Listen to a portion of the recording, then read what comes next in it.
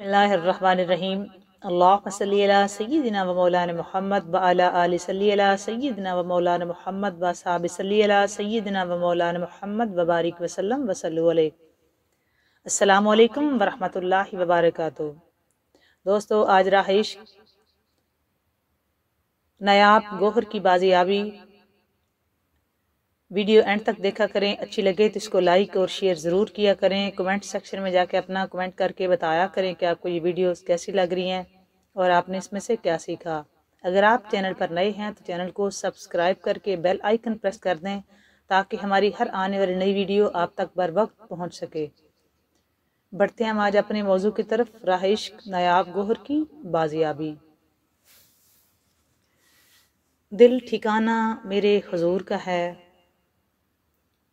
दिल ठिकाना मेरे हुजूर का है, ये जलवहाना मेरे हुजूर का है।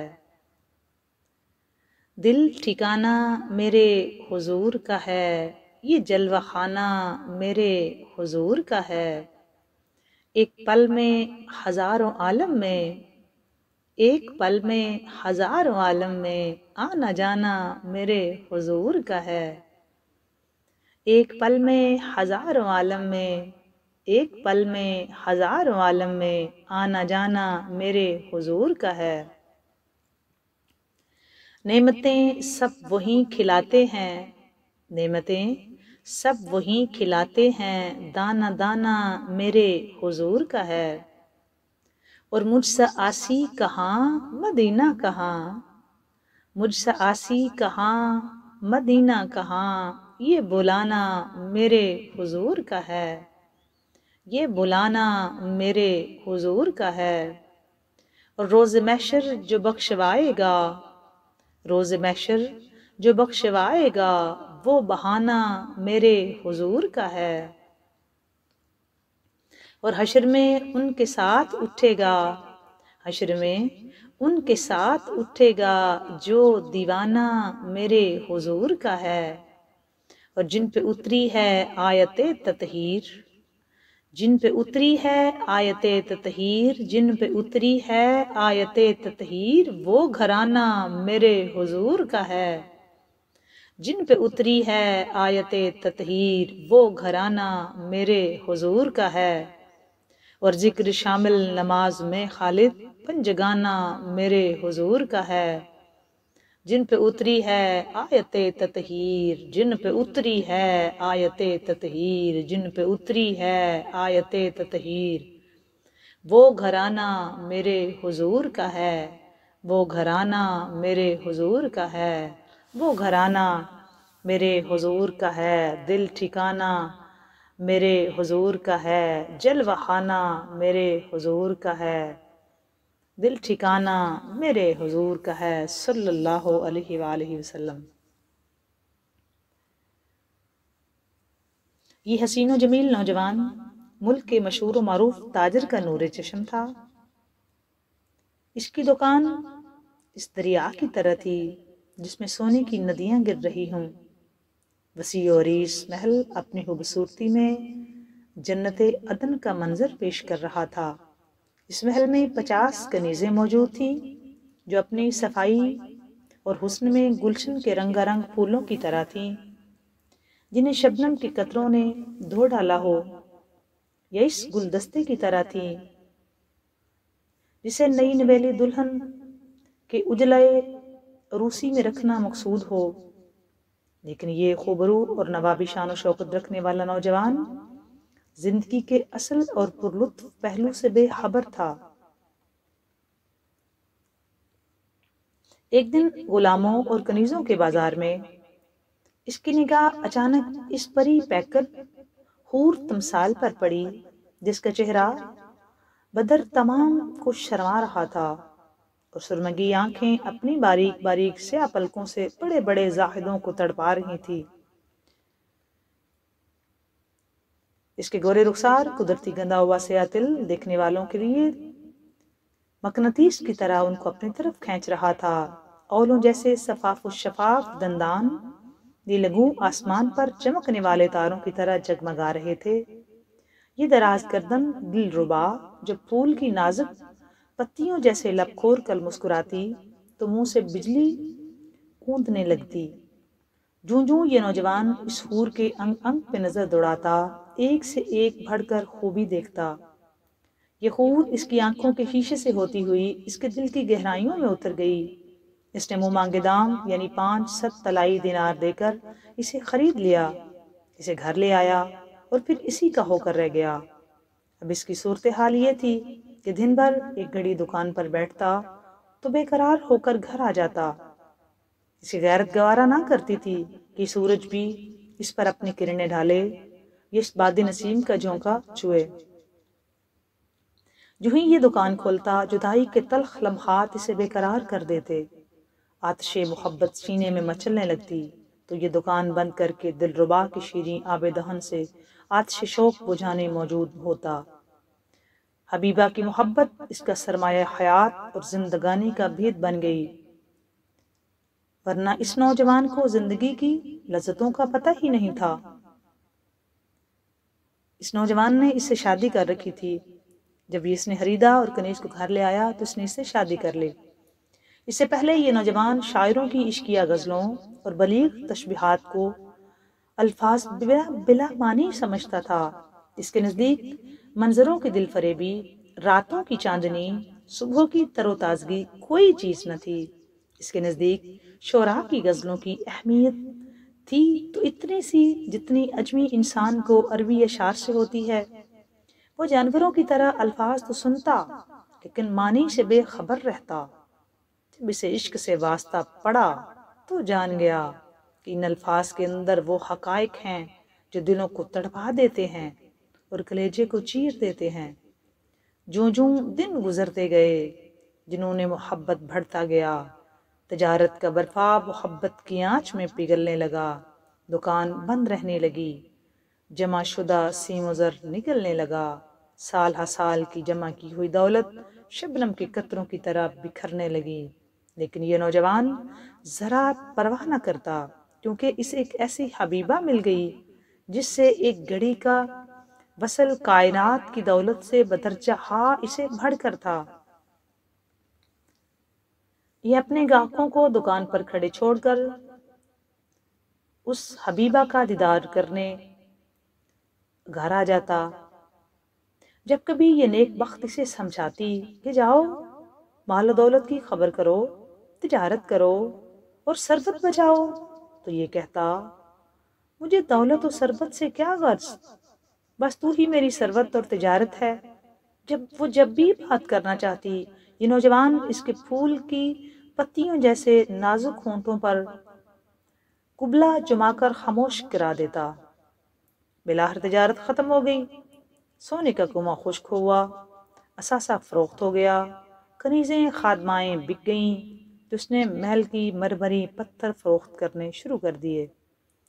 جانے والے مال کا غم نہ گمشدہ خزانے کا افسوس، اسی حبیبہ کی محبت میں بھوک سے غذا اور پیاس سے سیرابی حاصل ہوتی، وحشت سے سکون اور سردی سے حرارت نصیب ہوتی، کیونکہ اسے موتیوں کے بدلے محبوبہ کے اولوں جیسے شفاف دندان اور شہد کے بدلے محبوبہ کا شیریں آب دہن مل گیا۔ اس کے ریشم جیسے نرم و نازک بدن کی خوشبو بھی وہ محو رہتا۔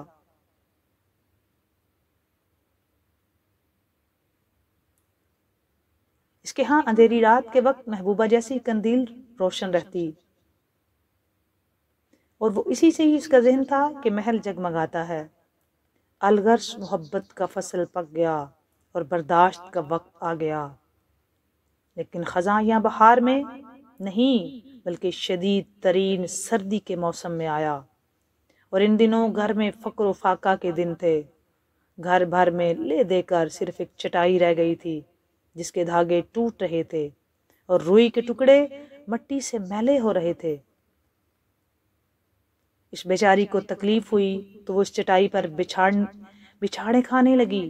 یہ نوجوان اپنی حبیبہ کی درد کو اپنی پسلیوں میں محسوس کر رہا تھا، جس کی ہر چیخ اس کے دل پر خنجر کی طرح پیوست ہو رہی تھی، لیکن بھلا کیا کر سکتا تھا؟ جب تکلیف ناقابل برداشت ہو گئی تو اس بیچاری نے کہا، اے میرے محبوب، میں مر جاؤں گی، جا میرے لیے کچھ روغن، شہد اور آٹا لے کے آؤ، اور جلدی کرو، اگر دیر ہو گئی تو مجھے زندہ نہیں پاؤ گے۔ یہ گھر سے نکلا اور دیوانے کی طرح دوڑ دوڑ کر مطلوبہ اشیاء تلاش کرنے لگا۔ دکانیں اور بازار بند تھے، لوگ گھروں میں مزے کی نیند سو رہے تھے، لیکن محبت کا متوالا پردیسیوں کی طرح مارا مارا پھر رہا تھا۔ یہ دوڑتا ہوا بغداد کے پل پر جا پہنچا۔ اس کا اگر کوئی گھر تھا تو وہی جس سے نکل کر آیا تھا، اور اگر کوئی غمخوار تھا تو وہی عورت جو درد سے مرے جا رہی تھی۔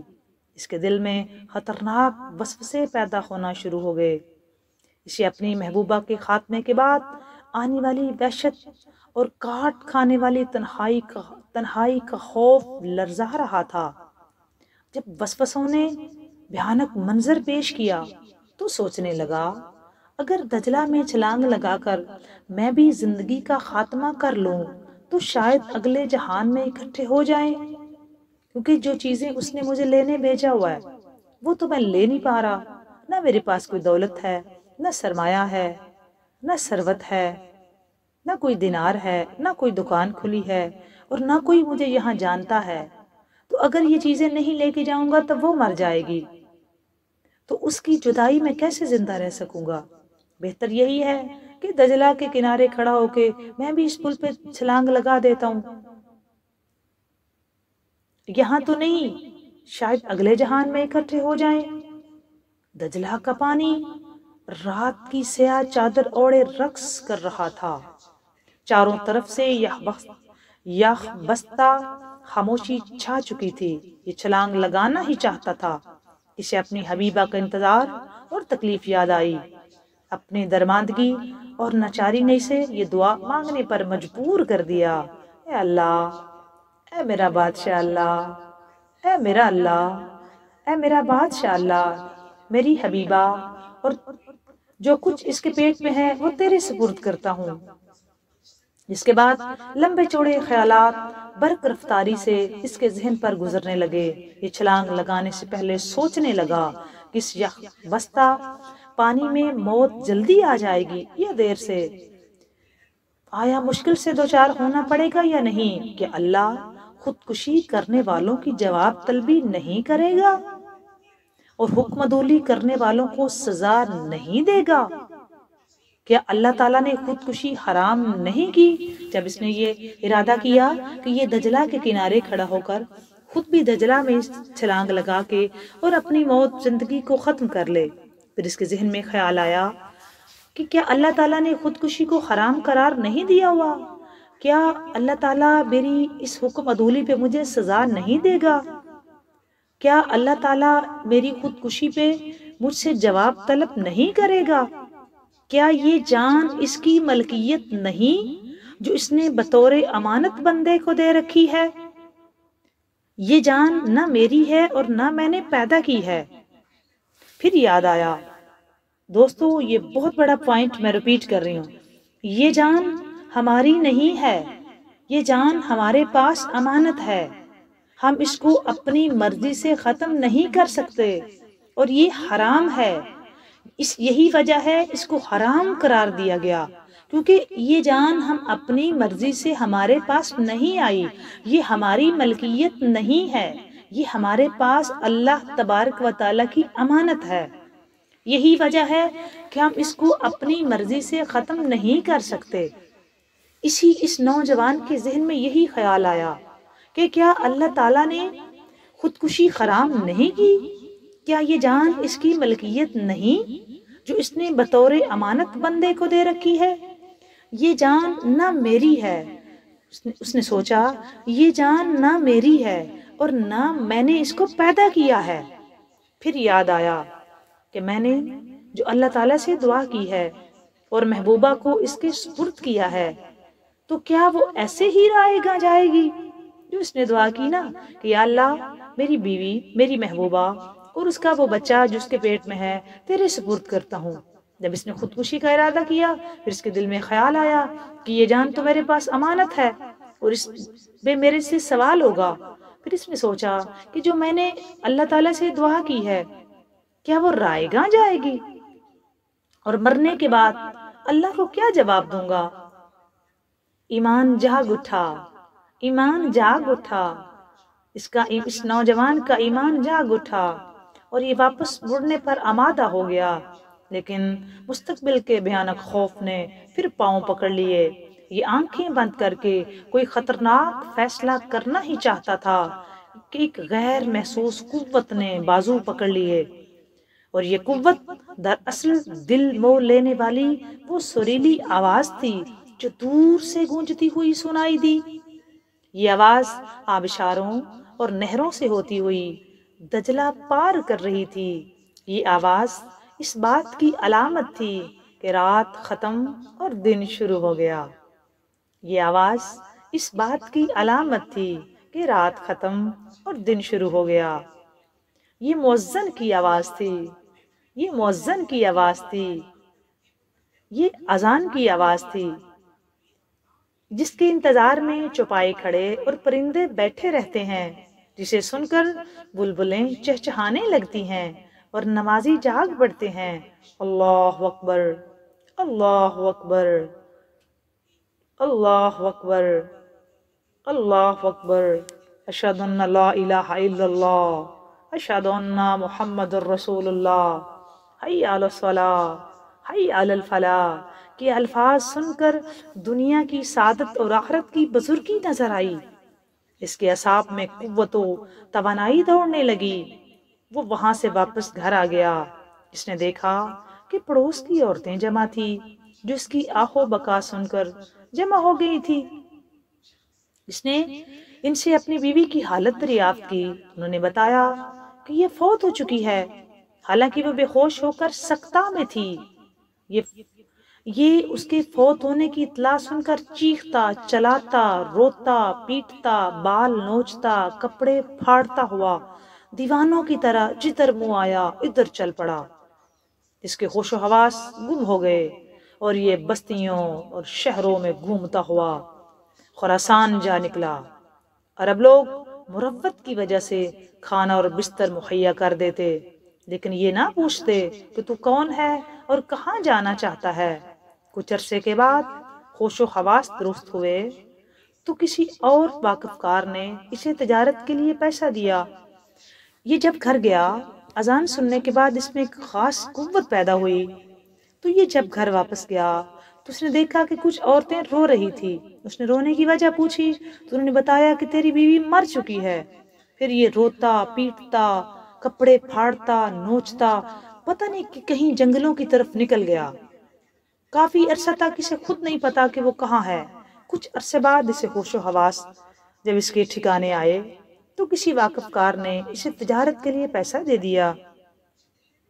چنانچہ تھوڑے ہی عرصے میں یہ پھر مالدار ہو گیا۔ گھر میں سونے چاندی کی ریل پیل ہو گئی۔ یہ اپنے گھر کے پتے پر جو اس کے گھر کا پتہ تھا نا، پڑوسیوں کو خط لکھتا رہا، لکھتا رہا، لکھتا رہا۔ چنانچہ اس نے 66 خط لکھے، لیکن ایک کا بھی جواب نہیں آیا۔ جس شخص نے ازدواجی زندگی کا ہاتھ اٹھایا، بیوی کی محبت میں شیریں اوقات گزارے ہوں، وہ بھلا کیوں کر تنہائی کی زندگی بسر کر سکتا ہے؟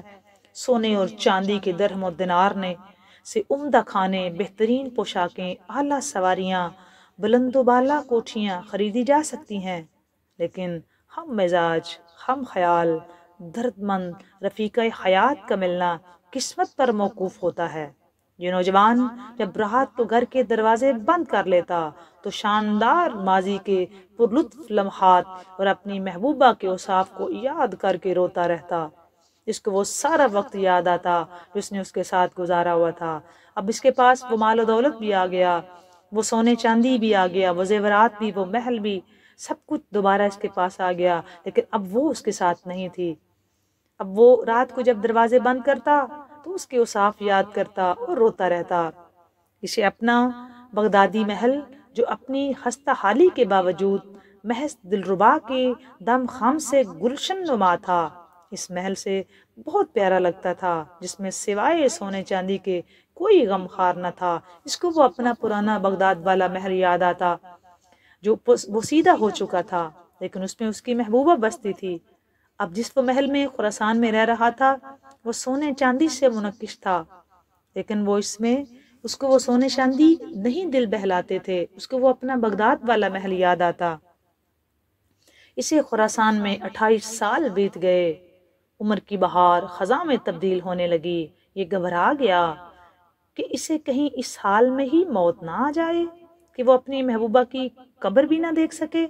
چنانچہ ایک رات یہ تصور وحشتناک منظر بن کر سامنے آ گیا تو اس نے بغداد واپسی کا عزم کر لیا۔ اس نے سوچا کہ اب واپس جاتے ہیں، جا کے محبوبہ کی قبر تو دیکھوں، یہ نہ ہو کہ میں یہاں ہی مر جاؤں اور اس کی قبر بھی نہ دیکھ سکوں۔ اس نے 28 سال کی کمائی ہوئی دولت 20,000 طلائی دیناروں میں فروخت کر دی اور عمدہ پوشاک اور کچھ سامان خرید کر ایک قافلے کے ساتھ بغداد کی طرف چل پڑا۔ دل میں بس ایک ہی آرزو تھی کہ بیوی کی قبر پر ایک شاندار عمارت بنائے اور وہیں کا ہو کر رہ جائے۔ لیکن راستہ میں قافلہ پر ڈاکو ٹوٹ پڑے۔ انہوں نے قافلہ والوں کو لوٹ کر قتل کر دیا۔ یہ رات کو مردوں کے درمیان سے اٹھ کر پیدل چلتا رہا اور سوچتا رہا کہ یہ دنیا دکھوں اور مصیبتوں کا گھر ہے۔ محبوبہ کی جدائی کا کہ جانے کا صدمہ دل سے اترا بھی نہ تھا کہ دوسرا صدمہ آن پڑا۔ یہ پھر خودکشی کا سوچنے لگا، مگر ایمان چونک پڑا اور اس نے یاد کیا کہ میں نے اپنی محبوبہ اور اس کے جو پیٹ میں بچہ تھا اس کو اللہ کے سپرد کیا تھا، اور اللہ کے پاس امانتیں ضائع نہیں ہوتی۔ جو امانتیں اللہ تبارک و تعالیٰ کے پاس ہوتی ہیں وہ کبھی ضائع نہیں ہوتی۔ کیا عجب کہ وہ امانت محفوظ ہی ہو۔ یہ نہیں سوچوں میں گم چلتا ہوا دریا کے کنارے آ پہنچا۔ اتفاق سے وہاں ایک بحری جنگی جہاز گزر رہا تھا۔ اس نے جہاز کی طرف اشارہ کر کے آواز دی۔ جہاز والوں نے اپنا رخ اس کی طرف کر دیا اور اسے اپنے ساتھ سوار کر لیا۔ اسلام کی خوبی یہ ہے کہ اس کے ماننے والے اپنے بھائیوں کو حقیر نہیں سمجھتے، ہاں امیر ہوں یا غریب۔ انہوں نے اسے کھانا پیش کیا، یہ کھانا کھا کر سو گیا۔ جہاز دن بھر چلتا رہا، چلتا رہا، چلتا رہا۔ شام کے وقت یہ بیدار ہوا تو بغداد نظر آ رہا تھا۔ جب یہ بیدار ہوا تو بغداد نظر آ رہا تھا۔ اسے بغداد اور دجلہ کا پرشکوہ منظر تعجب میں ڈھالنے لگا۔ بغداد کی یادیں، بغداد میں گزارے ہوئے لمحات، بغداد کے بازار، بغداد کی گلیاں، جو اس نے جہاں ٹائم گزارا ہوا تھا، اس کو اپنی ساری محبت دوبارہ یاد آنے لگی۔ سب کچھ اس کے دماغ میں ایک منظر کشی ہونے لگی۔ دوستو، آج راہ عشق نایاب گوہر کی بازیابی پارٹ 1 یہاں کمپلیٹ ہوتا ہے۔ نیکسٹ ویڈیو میں انشاءاللہ تعالی پارٹ 2 پہ بات کریں گے کہ وہ پہنچا بغداد کہ نہیں پہنچا، کیا اس کو قبر ملی نہیں ملی، اس کے بعد کیا ہوا، کس سے ملا جا کے، کیا اس کو کسی نے پہچانا یا نہیں پہچانا۔ نیکسٹ ویڈیو میں اس پہ بات کریں گے۔